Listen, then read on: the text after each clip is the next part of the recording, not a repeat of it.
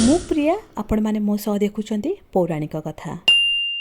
भगवान शिव जहाको संहार कर्ता बोली कह जाए, जे दुष्टों पाई भैरव आ साधुओं पाई भोलेनाथ, जहांकर क्रोध रे सारा सृष्टि आखि बिछुड़ाके नष्ट हो जाए, आ जहांको पाई संसार रे केही भी धनी गरीब बड़ सान नुहति, समस्ते समान। जी तांकर भक्तों को इच्छा पूरण करने को टिके भी हेड़ा करते सी हेउचंदी मोर महादेव। हिंदू धर्म अनुसार त्रिदेव होउचंती सृष्टिर महान, जेपरी ब्रह्मा जी सृष्टि रचना करथिले एवं विष्णु जेपरी रक्षाकर्ता एवं शिव जी समय समय रे सृष्टिर विनाश करती, अर्थात सृष्टिर जेपरी पुनर्निर्माण होई परिबो। कहा जाए कि शिवंकर दुईटी रूप अच्छी, अर्थात शिवंकर आनंद तांडवरु सृष्टिर संतुलन बनिकी रही थाए, परंतु रुद्र तांडवरु सृष्टिर विनाश निश्चिंत भाव में होता है। सेतिपाई हिंदू धर्म में शिव को देवों के देव महादेव बोली मध्य आख्या दि जाइछि। मान्यता अछि कि जदि किए शिव को आराध्य मानिबा को इच्छा प्रकाश करुछि, तेबे से प्रथमे भारत वर्ष में विराजमान थिबा 12 गोटी ज्योतिर्लिंग विषय जानिबा तार नित्यान्त आवश्यक, कारण एही 12 गोटी ज्योतिर्लिंग रे स्वयं शिव वास करंती बोली मान्यता अछि। ब्रह्मा विष्णु महेश्वर को हिंदू धर्म विश्वास रे सृष्टि सृष्टि एवं संहारर नियंता रूपे विवेचना करा जाए। महेश्वर शिव सृष्टिर समस्त अनिष्टकारी अपशक्ति एवं अन्याय और अनीति को संहार करी संसार को सुख प्रदान करती। से देव के देव महादेव, से होउचंदी सत्य शिव एवं सुंदर, से होउचंदी अकाल मृत्यु हरणर महाशक्ति मृत्युंजय। सांगर मंथनरू जात हलाहल विषक्रोपरू समस्त सृष्टि को रक्षा करने से विष पी से साजिथिले नीलकंठ। महामृत्युजय मंत्र जप करी शिव कृपारू मनुष्य अकाल मृत्यु जय करिपारे।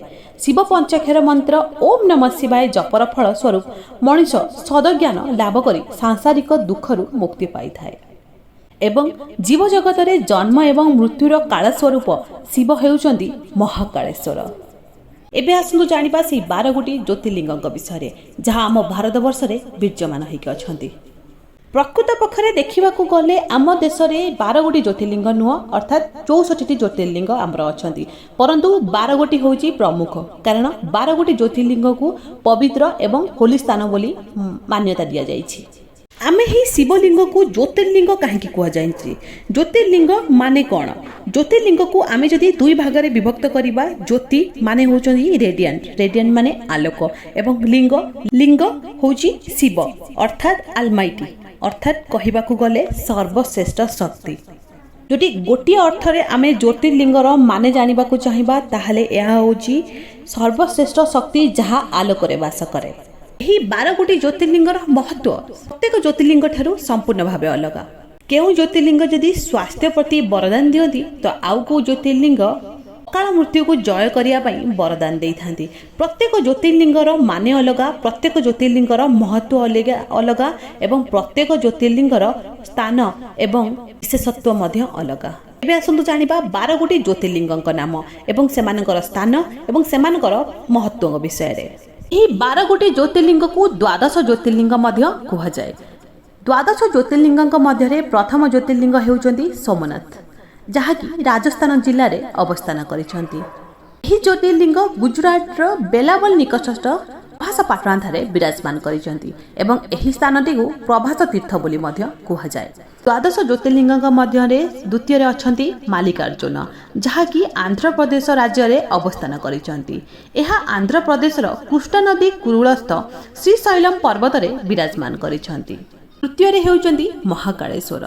महाकालेश्वर ज्योतिर्लिंगटी मध्य प्रदेश राज्य में विराजमान करिसेंती, जहाँकि मध्य प्रदेशर उज्जयिनी स्थान में महाकालेश्वर स्थान पाइचंती। मध्य प्रदेशर शिप्रा नदी तीरवर्ती उज्जयिनी ठारे महाकालेश्वर विराजमान करिसेंती।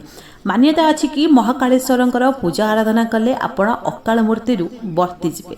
चतुर्थरे होउचंती ओमकारेश्वर, जहाँ मध्य प्रदेश राज्य में विराजमान करिसेंती।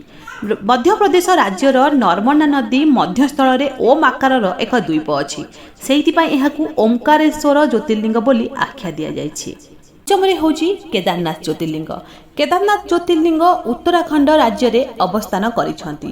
उत्तराखंड राज्यर गढ़वाड़ अंचल रे समुद्र पतन ठारू प्राय 3581 मीटर उच्च केदार उपत्यका रे विराजमान करिसेंती एवं पाखरे मंदाकिनी नदी तटरे श्री केदारनाथ ज्योतिर्लिंगकर मंदिर अवस्थित अछि। भगवान शिव केदारनाथ ज्योतिर्लिंग रूपे हिमालय कोଳରେ विराजमान होइछंती। जेहेतु एही ज्योतिर्लिंगटी केदार पर्वत उपरे अवस्थापित अछि तेणु एहार नाम केदारनाथ बोली विवेचना करा जाय। अष्ट ज्योतिर्लिंगर नाम भीमाशंकर ज्योतिर्लिंग जहाँ महाराष्ट्र राज्य रे विराजमान करिसेंती। पुणेर सह्याद्री पर्वत उपरे एही ज्योतिर्लिंगटी विराजमान अछि। अष्टमरे हेउची काशी विश्वनाथ ज्योतिर्लिंग जहाँकि उत्तर प्रदेशर वाराणसी ठारे विराजमान करिसेंती। नवमरे त्र्यंबकेश्वर ज्योतिर्लिंग जहाँकि महाराष्ट्र रे राज्य रे विराजमान करिसेंती। नासिक निकटस्थ गोदावरी नदीर उत्पत्ति स्थल रे एही ज्योतिर्लिंगटी विराजमान करिसेंती। नवम ज्योतिर्लिंगकर नाम हेउची बैद्यनाथ ज्योतिर्लिंग जहाँकि झारखंड राज्य रे अवस्थापित होइछंती। देवघर बा बैद्यनाथ नाम रे एही जागाटी प्रसिद्धि लाभ करिछि। दशम ज्योतिर्लिंगकर नाम हेउची नागेश्वर ज्योतिर्लिंग जहाँकि गुजरात राज्य रे अवस्थापित होइछंती एवं द्वारिका निकट रे एहा विराजमान करिछंती। 11तम ज्योतिर्लिंगकर नाम हेउची रामेश्वर जहाँकि तमिलनाडु राज्य रे अवस्थापित होइछि। एही ज्योतिर्लिंगटी तमिलनाडुर रामेश्वरम ठारे विराजमान अछंती। 12तम अर्थात शेष ज्योतिर्लिंगकर नाम हेउची ग्रीसेश्वर ज्योतिर्लिंग जहाँकि महाराष्ट्र राज्य रे विराजमान करिछंती। औरंगाबाद एवं दौलताबाद बा एलोरा निकटस्थ रे एही ज्योतिर्लिंगटी विराजमान करिछंती। एथिरु तो आमे जानिले 12 गोटी ज्योतिर्लिंगकर नाम एवं तांकर स्थान एवं तांकर महत्व किंतु 12 गोटी ज्योतिर्लिंग संपूर्ण भावे अलग अलग। संपूर्ण पौराणिक मतरे मान्यता अछि कि जदि एही 12 गोटी ज्योतिर्लिंगर केही दर्शन करि दियंती एवं सेही तीर्थ स्थानर पानी नेई कि लिंगक उपरे अर्पण करंती तेबे संसारर दुख कष्टरु त्राही पाइबा सहित जन्म जन्मांतर पापर क्षय मध्य होइथाय। भिडियो रे मु आपण मानकु निश्चिंत भाव में जनइबी आमर जो 12 गोटी राशि अच्छी एवं 12 गोटी ज्योतिर्लिंग भितर कौन समानता अच्छी। 12 गोटी ज्योतिर्लिंग एवं 12 गोटी राशि भितर केउ राशिंकर प्रमुख ज्योतिर्लिंग किए बोली।